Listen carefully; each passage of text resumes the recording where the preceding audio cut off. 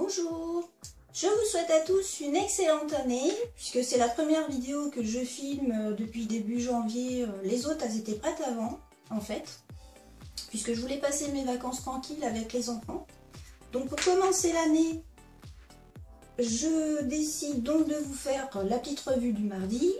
Et cette fois, je vais vous parler d'un gel, du nude correcteur de la marque Manucuriste. Donc là, je pense que vous le voyez à l'envers. Donc cette marque, on la trouve sur le site web Manucure. Donc je vais vous montrer ça directement après. Je m'en étais servi pour faire mes tests, pour faire mes ongles au moment de Noël. Donc voilà. Allez hop, je vous montre tout ça. Ce gel, il est dans un petit pot de 15 ml. Donc vous le voyez, c'est un nude qui est hyper naturel, quoi. Si vous regardez ma plaque à côté, c'est un des gels nudes que j'avais préféré dans mes débuts, puisque c'est avec cette marque en fait que j'avais débuté. Et je pense que c'est une teinte que j'ai pas réussi à retrouver exactement. Vous voyez là par exemple, là on le voit, ça fait plus rose. Alors que celui-là, je sais pas vraiment comment le cataloguer, peut-être un beige rosé, je sais pas trop. Mais lui, c'est vrai que pour ma plaque, pas tout le monde, hein, c'est sûr, mais en tout cas pour ma plaque, il était juste nickel, quoi. Et donc ce petit gel, je l'aime bien. Donc déjà, il n'y a pas besoin de le mélanger, puisqu'il est... les pigments ne tombent pas sans arrêt au fond. Chose qui est appréciable, puisque j'aime pas trop tout le temps être obligé de brasser les gels, ça les remplit de bulles. Et donc moi, ce gel, je le posais soit avec un dotting tool, ou soit avec un petit pinceau carré comme ça. Je prenais une bonne boule que je posais sur ma plaque. Par exemple, quand j'ai fait cette ongle, j'avais pris une bonne boule que j'avais posée dessus, que j'avais travaillée, et j'avais tout de suite formé ma corniche. Parce que c'est une chose justement que j'apprécie avec ce gel, c'est qu'on peut former une corniche, on n'a quasiment pas de l'image. D'ailleurs, je vais vous montrer tout de suite la photo que voici. Donc comme vous pouvez voir sur cette photo, la corniche, elle est nickel. Il y a juste à catalyser après, il y a très peu l'image. Donc j'ai fait des petites languettes pour vous montrer. J'avais pas pensé à le faire avant pour les autres. Mais c'est vrai que j'ai vu cette idée d'une personne qui bosse chez M-Nails. Et donc comme vous voyez, celui-là, eh ben, il est souple. Puisque ma petite languette, eh ben, suit bien le mouvement. Et c'est là que j'ai compris justement pourquoi à l'époque où j'utilisais ce gel sur mes ongles, eh bien j'avais très peu de décollement, puisque les autres covers que j'ai testés depuis, ils étaient plutôt durs par contre. À part peut-être le EF exclusif, il faudra que je vérifie. Mais bon, celui-là, il est souple, donc il conviendra à des ongles qui sont mous sans problème. Et puis pour celles qui ont des ongles plus durs et qui ont besoin de quelque chose qui s'adapte mieux, elles ont juste après à faire une pause avec un gel... pour la construction transparent, prendre un gel beaucoup plus résistant, beaucoup plus dur, un petit peu comme mon gel IBD que je vous ai présenté dans ma première vidéo. Lui, il est archi solide, quoi. Donc voilà, niveau solidité, comment il est. Après, comme vous le voyez, posé en très fine couche, il est quasi transparent. On voit mon doigt sans problème à travers. Donc c'est vrai que de toute façon, pour pouvoir le... Donc soit on le pose en fine couche, juste pour cacher, on va dire, les petites imperfections de l'ongle naturel si on fait une pose courte, ou si on fait un petit gainage. Mais par contre, pour une pose de ce genre, il faut mettre une belle épaisseur pour arriver à bien cacher un minimum. Donc là, c'est la lumière qui fausse un petit peu le résultat, mais sur des ongles naturels, il y a une lumière naturelle, on ne voit plus à travers... comme on pourrait le voir là, dès que j'enlève ma main. Mais il est pas mal du tout, ce petit gel.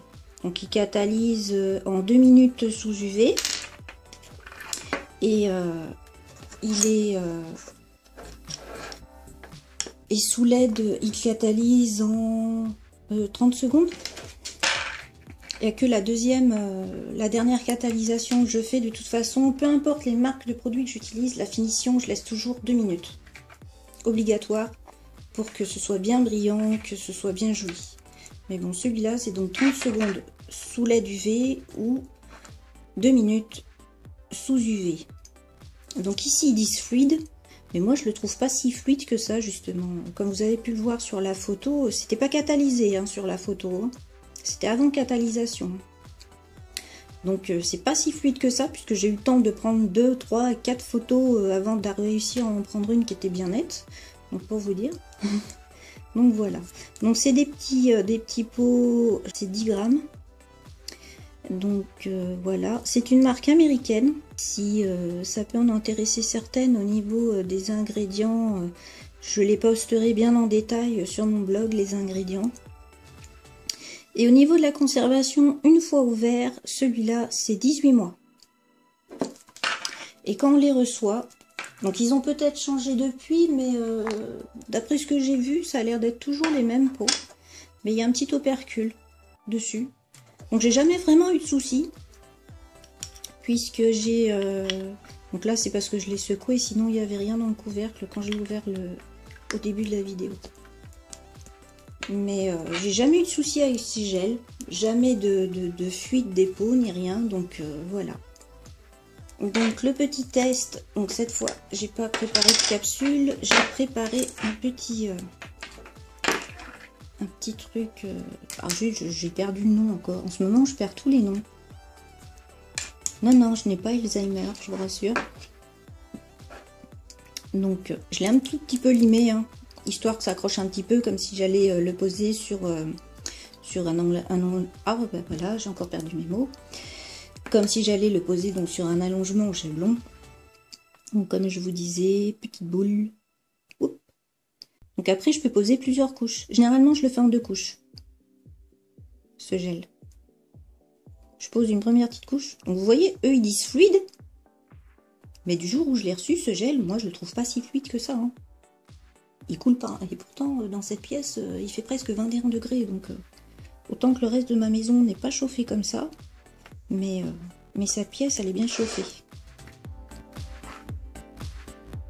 Donc si je fais un semblant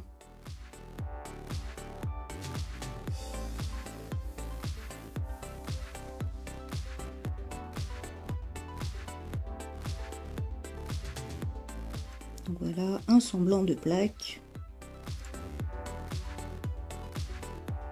Oh la tremblote que j'ai encore aujourd'hui, c'est une catastrophe. Heureusement que c'est pas un tuto ou un pas à pas que je vous fais parce que ce serait la galère je pense. Hop.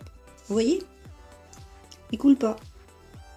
Donc je fais ça, je catalyse. Et après, je repose. Donc là évidemment, ça va pas être simple. Donc je catalyse 30 secondes. Et ensuite, je pose une autre couche par-dessus, beaucoup plus grosse, pour que justement la couvrance soit beaucoup plus importante. Parce que là, vous l'avez vu, il n'est pas énormément couvrant. Là, j'ai posé la même quantité qu'on peut voir sur ma petite languette. Enfin, je trouve un petit système pour pouvoir mettre le nom sur mes petites languettes. Comme ça, si un jour vous me posez des questions sur le groupe, hop, je vous les reçois. Donc là, où les 30 secondes sont passées. Donc voilà. Avec ça, vous verrez mieux. Donc, vous voyez, ça n'a pas du tout coulé. Donc il suffit de recommencer. Donc sur mes ongles ou sur ma main d'entraînement, je prends des plus grosses quantités, hein, j'hésite pas.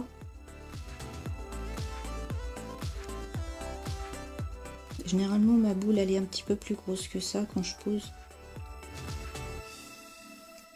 Et puis là j'ai encore un angle de vue qui est magnifique.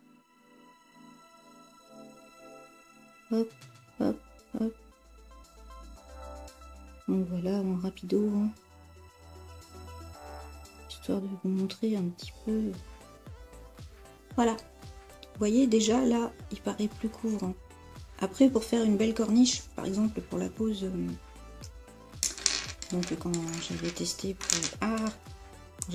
pour faire ça, j'avais mis une épaisseur quand même importante puisque c'était un stiletto. Donc il y a une bonne partie du bombé qui se fait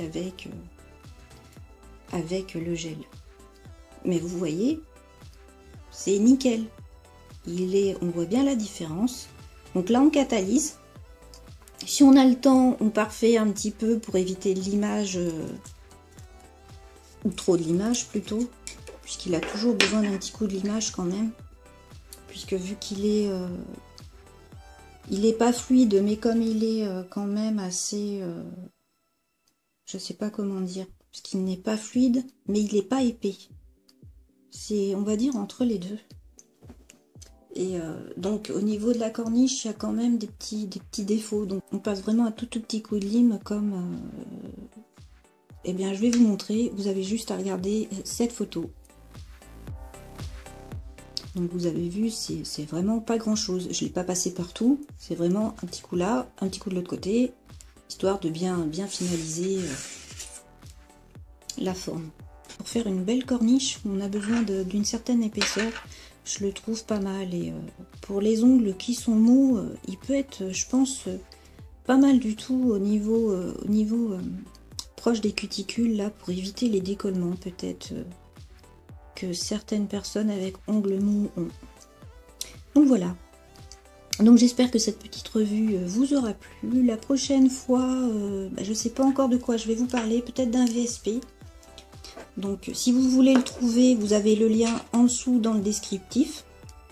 Donc je vous dis à bientôt. Au revoir.